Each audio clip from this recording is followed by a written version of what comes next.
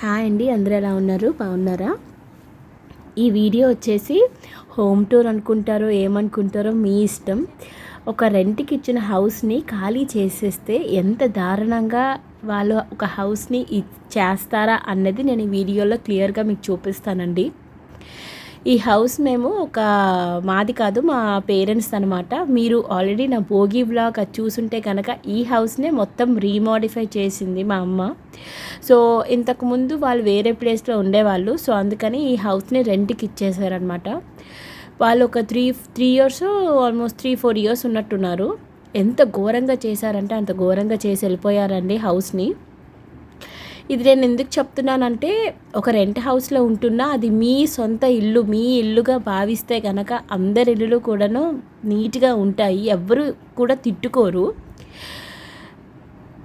ఎంత బాధగా ఉంటుంది కదా. ఇది కొత్త ఇల్లు అనమాట. వాళ్ళే ఫస్ట్ దిగడము ఎంత ఘోరంగా చేసేసారో 3 ఇయర్స్లోని. ఎవరికైనా చాలా బాధగా ఉంటుంది కదా. బాత్రూమ్స్ అవనివ్వండి, బెడ్రూమ్స్, మీరు క్లియర్గా చూస్తే ప్రతిదీ నేను వీడియో షేర్ చేశాను. అసలు ఎంత ఘోరంగా చేశారో.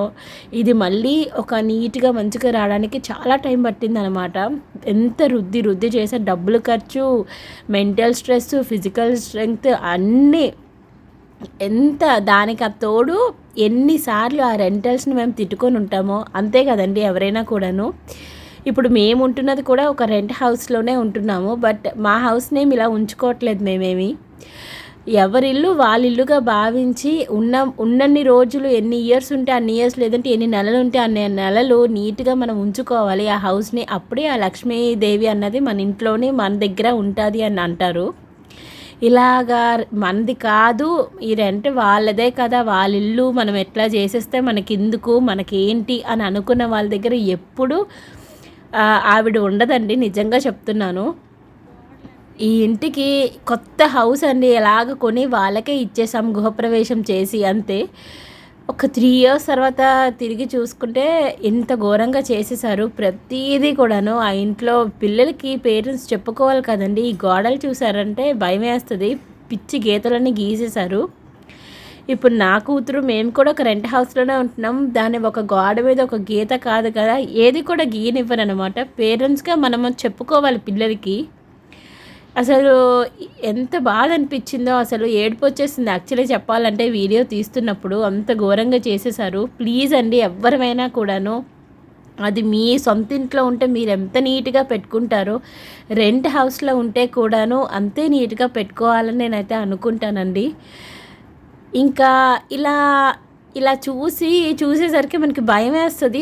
మనం ఎంత డబ్బులు కట్టుకొని ఈఎంఐలో రూపాయి కూడా వేసుకొని ఒక ఇల్లు కొనుక్కొని అది మనం ఉంటేనే మనం రెంట్కి ఇవ్వాలి, లేదంటే అసలు ఇవ్వకూడదని నేనైతే డిసైడ్ అయిపోయాను అనమాట. మనం ఇంత ఖర్చు పెట్టుకొని, ఇన్ని డబ్బులు పెట్టుకొని ఒక ఇంటిని మనం సొంతం చేసుకుంటాము, కొనుక్కుంటాము. బట్ జాబ్ పరంగా వేరే ప్లేసెస్కి వెళ్ళాల్సి వస్తుంది. సో ఇల్లు ఖాళీగా ఉండడం ఎందుకని చెప్పేసి రెంట్లకి ఇస్తాము. రెంట్కి ఇస్తే కూడా ఇంత ఘోరంగా చేసి పెట్టేస్తున్నారు. వాళ్ళకి వచ్చిన రెంటు రీమోడిఫై అంటే ఈ ఇంటికి రీమోడిఫై చేసుకోవడానికి కూడా ఆ డబ్బులు సరిపోవట్లేదు అనమాట. రెంట్కి వచ్చిన డబ్బులు ఇంకా బోల్డ్ అంత మనం పెట్టాల్సి వస్తుంది. పెయింట్లకు కూడా సరిపోవట్లేదు అనమాట రెంట్కి ఇచ్చే డబ్బులు. మీరేమంటారు కామెంట్ సెక్షన్లో కామెంట్ చేయండి. ఇది నా పర్సనల్ ఒపీనియన్ అనమాట. మేము ఫేస్ చేసాం కాబట్టి చెప్తున్నాను. ఇంకా దీంతోపాటు వుడ్ వర్క్ చేసుకొని ఇస్తే ఇంకెంత ఘోరంగా చేసి పెట్టేద్దురో. సో వుడ్ వర్క్ ఏం చేయలేదు, చేయకుండానే ఎంత వరస్ట్గా చేశారనమాట.